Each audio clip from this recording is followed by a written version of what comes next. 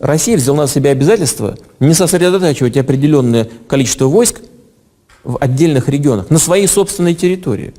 Ну что, колония чья-то, что ли?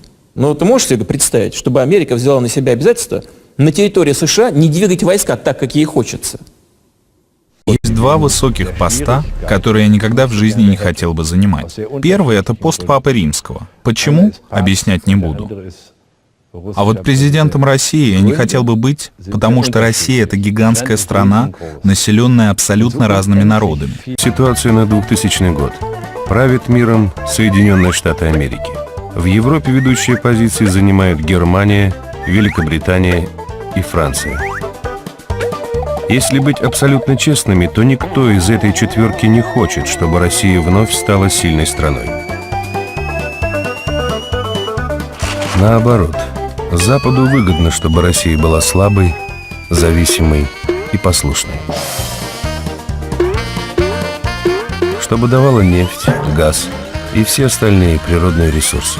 Давала и молчала, ничего не требуя взамен. Обидно, но правда.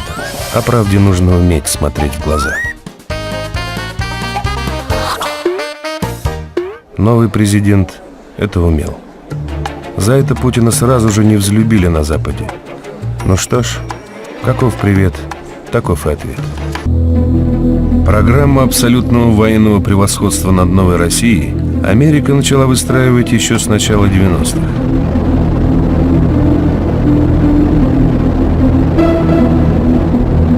Развертывание элементов противоракетной обороны в Восточной Европе – лишь часть этой программы.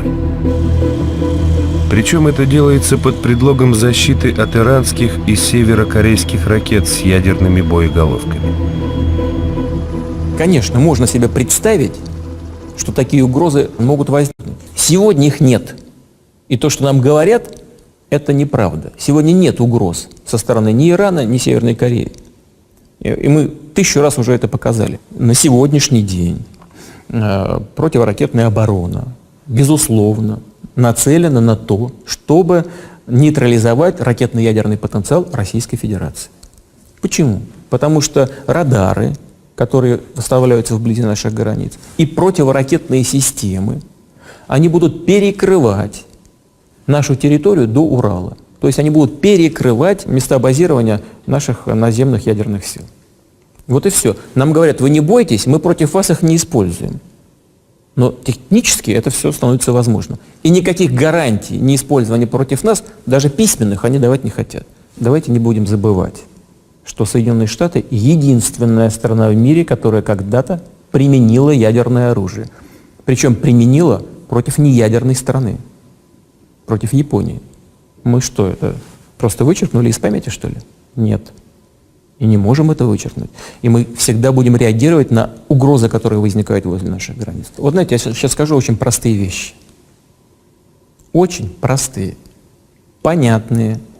И на самом деле они лежат в основе многого, что происходит в наших отношениях с Соединенными Штатами. Мы единственная страна, кроме США, которая имеет ядерную триаду на земле, в воздухе и в океане. И количество ракет, и мощь, возможность доставки сопоставимы.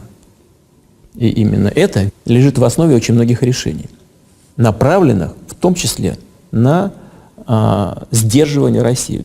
Вот когда нам в Совете Безопасности ООН показывают какой-то порошок, который якобы найден в Багдаде, либо где-то на другой территории Ирака, и под этим предлогом, под предлогом того, что этот порошок является средством массового уничтожения, нужно вторгнуться в страну, ликвидировать там армию, повесить руководителей, какими бы они ни были.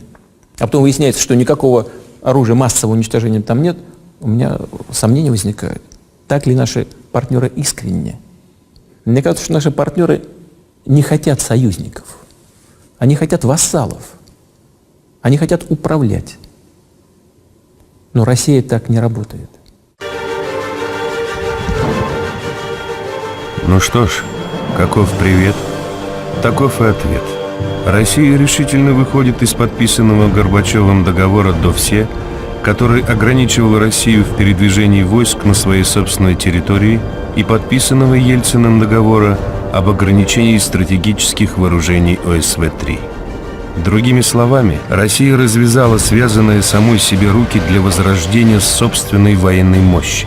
Начинается медленное, но целенаправленное возрождение и модернизация армии, брошенной, как и многое другое, на произвол судьбы в 90-е.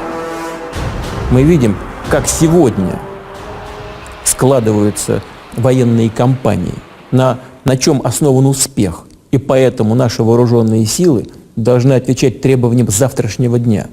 И по обычным вооружениям, и тем более по силам ядерного сдерживания. В чем-то мы даже на полшага впереди наших американских партнеров. У них есть свои преимущества, на море особенно по лодкам и так далее. У нас есть свои преимущества.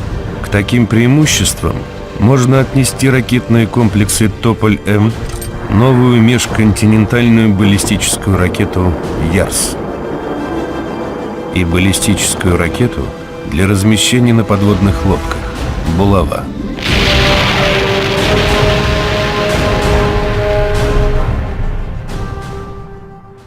Я ничего нового и такого неожиданного ни для кого не сказал. Мир меняется. Невозможно уже руководствоваться схемами, которые сложились после Второй мировой войны. Даже с союзниками уже по-старому невозможно разговаривать. Новые угрозы появляются, новые центры силы появляются. И это нужно все учитывать.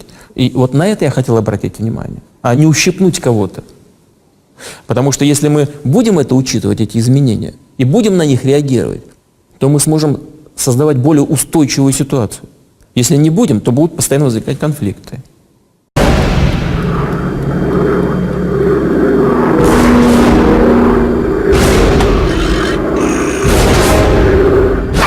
А теперь сухой остаток. За последние 12 лет из деградирующей, на грани развала страны, к которой относились с плохо скрытым пренебрежением, Россия вновь превратилась в важнейшего политического игрока на мировой арене, наряду с США, Китаем и Западной Европой. Произошло это благодаря жесткой, прагматичной, четкой и хорошо продуманной дипломатии. И хотя за последние 12 лет границы России практически не изменились, Россия стала занимать гораздо больше места на политической карте мира. И это важно, очень важно. Об этом надо помнить, и это надо сберечь.